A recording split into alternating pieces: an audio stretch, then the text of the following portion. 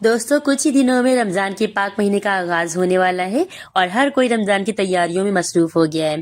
तो अगर आप भी चाहते हैं कि रमज़ान में आप स्ट्रेस फ्री रहें और आप इबादत पर ज़्यादा से ज़्यादा फोकस कर सकें और हर दिन आपका सुकून भरा गुजरे, तो ये वीडियो आप लोगों के लिए है। तो प्री रमज़ान प्रिपरेशन के बहुत ही ज़बरदस्त से आइडियाज़ मैं आज आपके साथ शेयर करने वाली हूँ, जो आपकी रोज़ाना की ज़िंदगी को बहुत ही आसान बना देंगे रमज़ान में।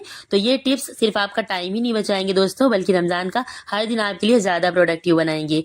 तो अगर आप भी चाहते हैं कि इस दफा के रमजान पिछले रमजान से ज्यादा बेहतर हो, तो वीडियो को एंड तक पूरा जरूर से देखिएगा। वीडियो में मैंने सारे टिप्स एंड ट्रिक्स शेयर किए हैं, जिससे आप रमजान में ज्यादा से ज्यादा इजी होकर काम कर सकते हैं और आप अपने सामान को ज्यादा से ज्यादा सेव करके रख सकते हैं।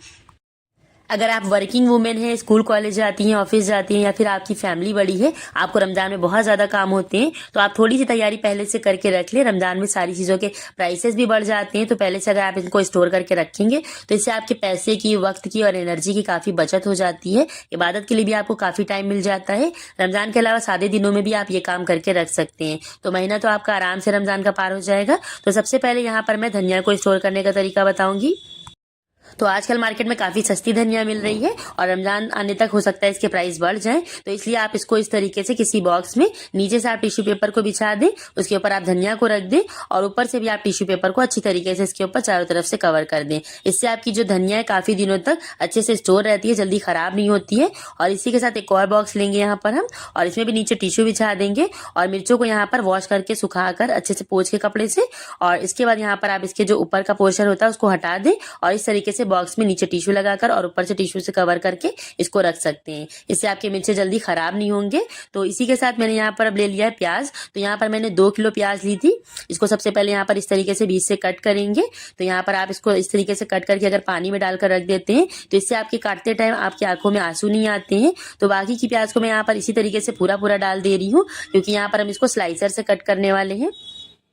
तो यहाँ पर 2 बोल में मैंने सारी प्याज को ट्रांसफर कर दिया है और इसमें हम यहाँ पर पानी डाल देंगे। तो पानी डालकर जब आप इसको 15 से 20 मिनट के लिए ऐसे ही छोड़ देंगे, तो फिर जब आप इसको कट करेंगे तो फिर आपकी आंख से आंसू नहीं निकलेंगे। इसके अलावा एक और टिप मैं आपको बताऊंगी, जिससे आप जो प्याज को कट करेंगे उस टाइम आपकी आंखों से आंसू नहीं आएंगे। तो यहाँ पर लहसुन मैंने ले लिया है आधा किलो। तो यहाँ पर मसाला बनाकर रख लो तो रमजान में बहुत आसानी हो जाती है।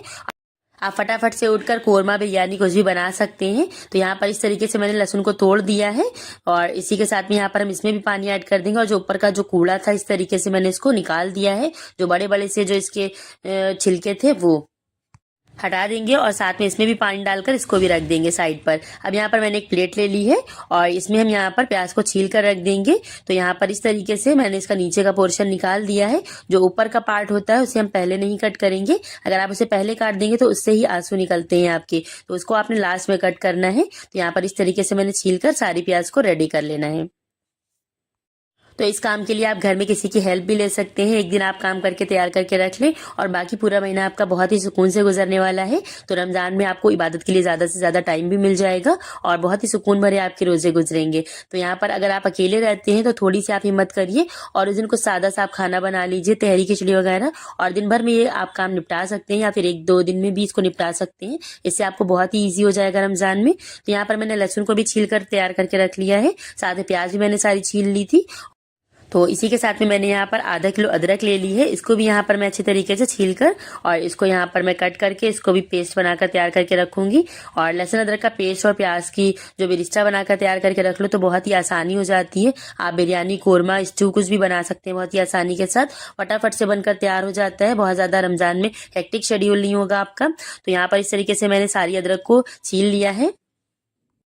तो रमजान में काफी चीजों के प्राइस काफी ज्यादा बढ़ जाते हैं, तो इसके लिए आप पहले से अगर आप इसको तैयार करके रख लेंगे तो आपके लिए पैसे की, टाइम की और एनर्जी की सारी चीजों की बचत हो जाती है। तो यहाँ पर इसको छोटे छोटे पीसेस में मैंने इसको कट कर लिया है। आप चाहे तो लहसुन अदरक को चॉप भी कर सकते हैं। अगर आप चॉप्ड गार्लिक और जिंजर ज्यादा यूज करते हैं, चाइनीज खाना वगैरह ज्यादा बनाते हैं, तो आप इसे चॉप करके भी रख सकते हैं। लेकिन मैं यहाँ पर इसका पेस्ट बनाकर तैयार करूंगी, क्योंकि कोरमा और बिरयानी में पेस्ट इसका ज्यादा बेस्ट रहता है और मुझे पेस्ट इसका ज्यादा पसंद है। तो यहाँ पर मैंने सारी चीजें छील कर तैयार करके काट काट के रख ली है। अब प्याज को यहाँ पर हम कट करेंगे। तो आप चाहे तो इस तरीके से चॉप कर सकते हैं। अगर आप इसको पीछे से चॉप करना स्टार्ट करेंगे और इसके आगे का जो ये वाला पोर्शन होता है छोटा सा जो निकलता है, तो इसके क्या होता है, इससे आंसू निकलते हैं बहुत ज्यादा, तो इसको आप लास्ट में काटा करिए, इससे आपके आंसू भी नहीं निकलेंगे। तो इसको यहाँ पर इस तरीके से मैंने कट कर लिया है।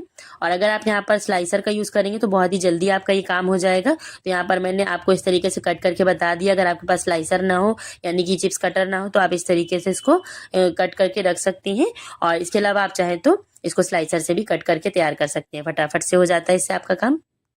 तो यहाँ पर मैंने बाकी की प्याज को कट करके नहीं रखा था, पूरा इस तरीके से रख दिया था। तो इस तरीके से मैं यहाँ पर इसको स्लाइसर से काट लूंगी, तो बहुत ही जल्दी भी इससे हो जाता है और बहुत ही बराबर के इससे लच्छे निकल कर आते हैं। तो यहाँ पर इनको लच्छों को अलग कर लीजिए और इसके बाद यहाँ पर आप इसको एक बोल में ट्रांसफर करते जाइए। और ये सारी प्याज मैंने यहाँ पर इस तरीके से काट के तैयार कर ली है। ये 2 किलो प्याज मेरी कट कर तैयार हो गई है। इसका हम बिरिस्ता बनाएंगे। तो यहाँ पर मैंने गैस ऑन कर ली है और इसके बाद यहाँ पर हम कढ़ाई रखेंगे और इसमें हम यहाँ पर ऑयल ऐड करेंगे। तो यहाँ पर मैं प्योर मस्टर्ड ऑयल का यूज कर रही हूँ। आप जो भी ऑयल यूज करते हैं नॉर्मल रेगुलर खाने में वही यूज कर सकते हैं। तो यहाँ पर ऑयल को अच्छी तरीके से गर्म हो जाने देंगे। तो जब भी आप बेरिस्टा बनाएं आपका ऑयल बहुत ही अच्छी तरीके से गर्म होना चाहिए, हाई टेम्परेचर पर। अगर आप लो फ्लेम पर प्याज को फ्राई करेंगे तो फिर ये मॉइस्चर अपना छोड़ देती है, तो फिर इससे आपकी जो प्याज है थोड़ी सॉफ्ट हो जाती है। तो यहाँ पर हमें प्याज को कुरकुरा सा फ्राई करके रखना है। तो इसके लिए हाई टेम्परेचर पर ऑयल को आपने गर्म करना है और जब भी आपने यहाँ पर प्याज को ऐड करना है। और इसके बाद आपने इसको बहुत ज्यादा डार्क ब्राउन नहीं करना है, बस एक लाइट ब्राउन कलर आ जाए तब आपने इसको निकालना स्टार्ट कर देना है। तो यहाँ पर आप इसको बराबर चलाते रहिएगा ताकि इवनली सारी प्याज अच्छे से फ्राई हो जाए। और यहाँ पर इस तरीके से हम सारी प्याज को निकाल कर एक टिश्यू पेपर पर प्लेट में अच्छे से फैला देंगे ताकि ये अच्छी तरीके से ऑयल भी एब्जॉर्ब कर ले और ये अच्छे से क्रिस्पी भी हो जाएगी। तो यहाँ पर अब हम बाकी की प्याज को फ्राई कर लेंगे। तो 3 से 4 बैचे से मैंने सारी प्याज को अच्छी तरीके से फ्राई कर लिया है। तो बीच में 2 बार लाइट गई थी इसलिए मैंने ज्यादा इसको शूट नहीं किया था। तो यहाँ पर पहले के बैचेस मैंने फ्राई करके रख लिए थे। अब ये लास्ट बैच में यहाँ पर फ्राई कर रही हूँ प्याज का और यहाँ पर बहुत ही अच्छी तरीके से प्याज हमारी फ्राई हो गई है। तो यहाँ पर इस तरीके का लाइट गोल्डन कलर आ गया है। अभी हम इसको थोड़ा सा और फ्राई करेंगे। बहुत ज्यादा आपने लाइट कलर का भी नहीं निकाल के रखना है वरना फिर आपका जो प्याज है वो सॉफ्ट हो जाएगा। तो यहाँ पर आपने इस तरीके से एक अच्छा गोल्डन कलर आ जाने तक इसको फ्राई कर लेना है। तो अगर आप रमजान के पहले ये सारे काम करके रख लेंगे तो रमजान में आपका टाइम भी बचेगा, आपके पैसे भी बचेंगे और आपकी एनर्जी भी बचेगी और आपको कम से कम टाइम स्पेंड करना पड़ेगा किचन में। तो ये सारे काम आप पहले से करके रख लीजिए, आपको बहुत ही आसानी हो जाएगी रमजान में।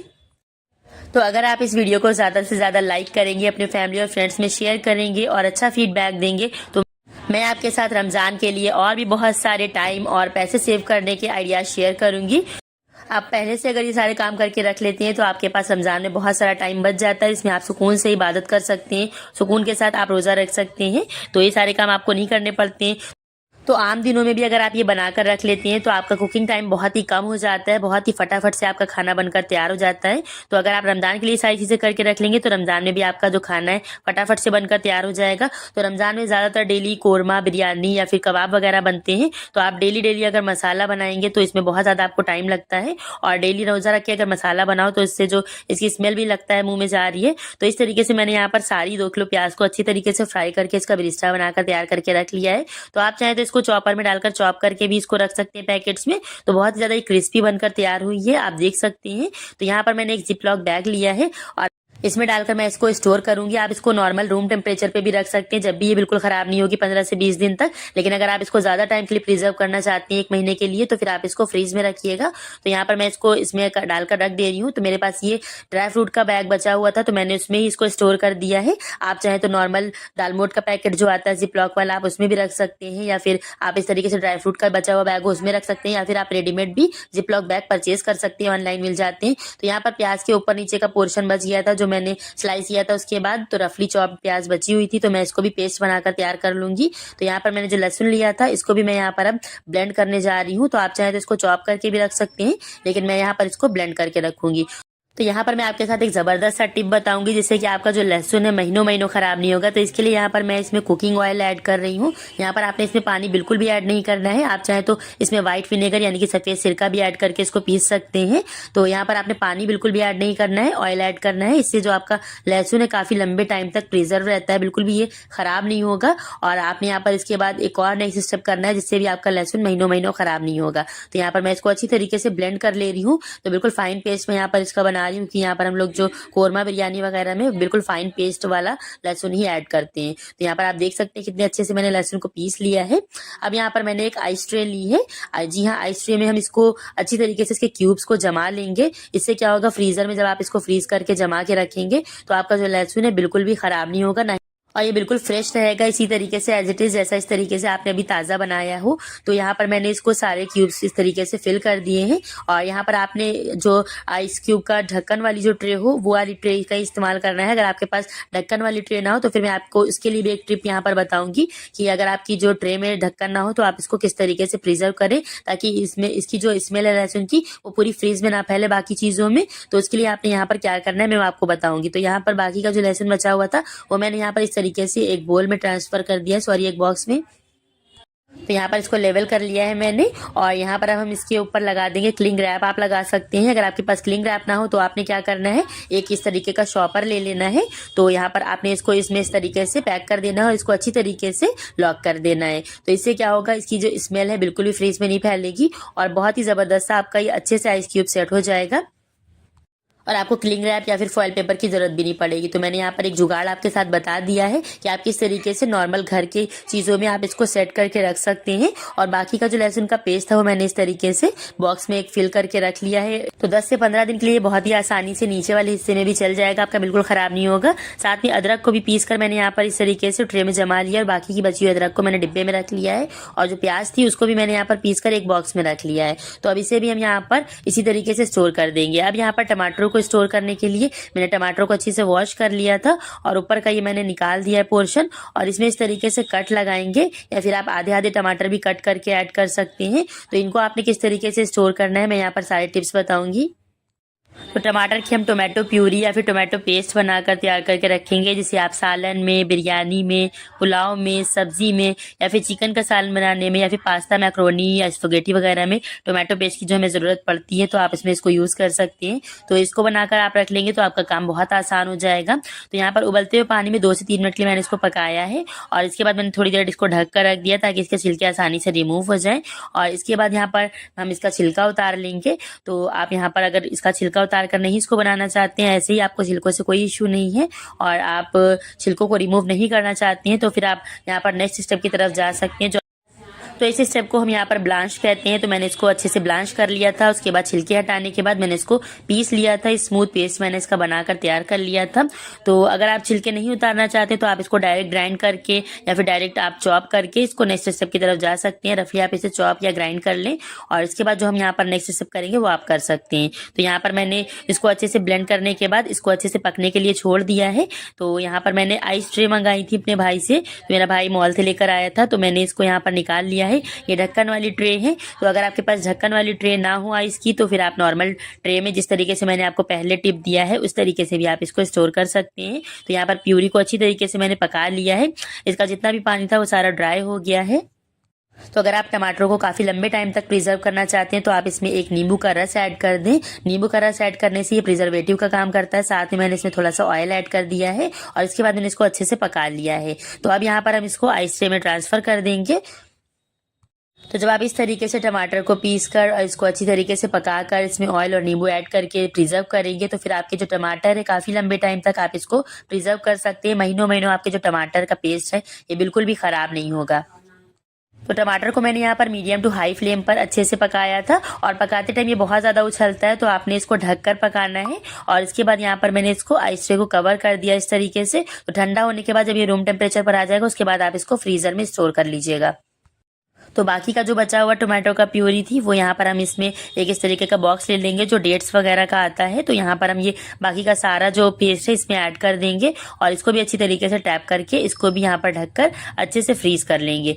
तो जब आप ढककर टमाटर को पकाइएगा तो फिर आप बीच बीच में 10-10 मिनट के बाद इसको चम्मच को बीच बीच में चलाते जाइएगा। लेकिन जब आप चम्मच को चलाइएगा तो चूल्हा बंद कर दीजिएगा ताकि आपके ऊपर छींटे ना आए, क्योंकि बहुत ज़्यादा ये पकते टाइम उछलता है। तो आपने बीच बीच में इसको चला देना है चूल्हा बंद करके 10-10 मिनट के बाद। और जब भी आप इसको चलाइएगा तो फिर आप गैस की फ्लेम को बंद कर दीजिएगा, फिर चलाइएगा, फिर से आप ऑन करके फिर से इसको रखिएगा। तो इस तरीके से 30 मिनट आपको लग जाएंगे इसको पकाने में। और इसके बाद यहाँ पर सारी चीज़ों को मैंने फ्रीज कर लिया था।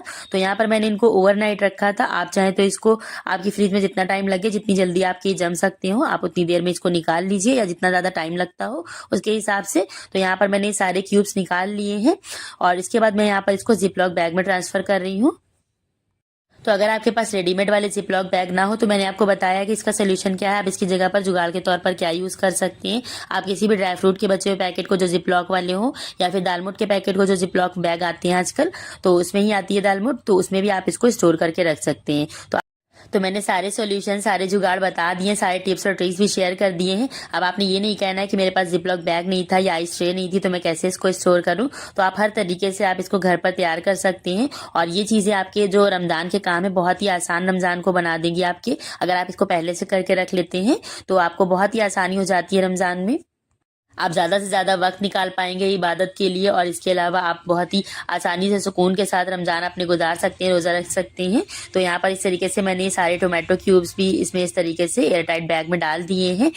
तो ये काम आपने फटाफट से करना है, और नहीं फिर ये मेल्ट होने लगता है। तो ये काम आप ज़रूर से करके रख लीजिए। वैसे अगर आप टमाटर काट के या फिर पूरे पूरे रखते हैं तो बहुत ज़्यादा जगह भी गिरती है, इससे आपकी बहुत ही कम जगह ऑक्यूपाइड होती है। और इसके अलावा ये आपके महीनों महीनों ख़राब भी नहीं होते हैं, महीनों के लिए आप इसको स्टोर कर सकते हैं। जब भी टमाटर सस्ते हैं तो आप ये काम ज़रूर से करके रखें।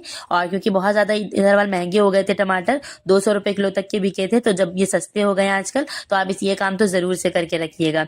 और साथ में अदरक के क्यूब्स मैंने इस तरीके से निकाल लिए थे और इन्हें भी मैंने यहाँ पर जिपलॉक बैग में डाल दिया है। तो अदरक, लहसुन, टमाटर सारी चीजें आजकल सस्ती हैं, तो ये सारे काम जरूर से करके रखिए। फिर रमजान में हो सकता है इनके प्राइसेस काफी हाई हो जाएं, तो आप ये काम सारे जरूर से करके रख लीजिएगा। इससे आपको आसानी भी हो जाएगी और आपके पैसों की और टाइम की, एनर्जी की, सारी चीजों की बहुत ही ज्यादा बचत हो जाती है। तो यहाँ पर जो बॉक्सेस में मैंने इसको रखा था जमा कर, उसे मैंने यहाँ पर इस तरीके से बड़े बड़े क्यूब्स कट किए हैं, ताकि अगर मुझे ज्यादा डालना हो तो मैं ये वाले क्यूब्स यूज कर सकूं।